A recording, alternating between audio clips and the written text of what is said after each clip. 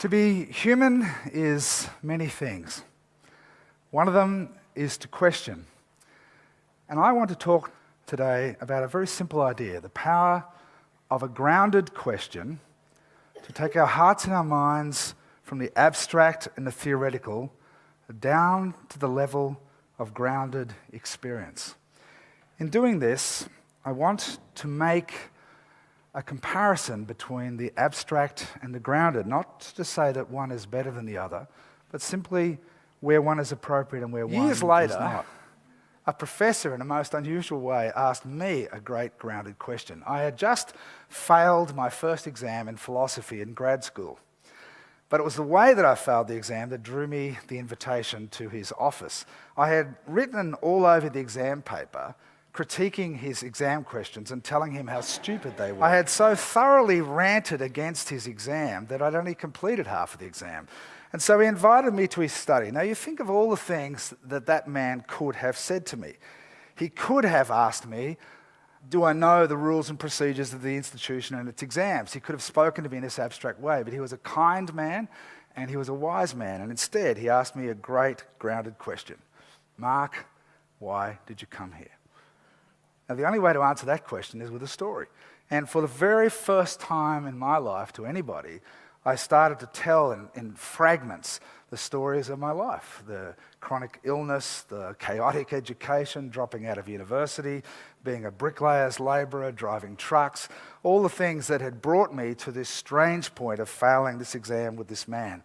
And my sense is that this kind professor could look past just a troubled and troubling student and instead saw the seeds of something I like to call brilliance. So I don't mean IQ.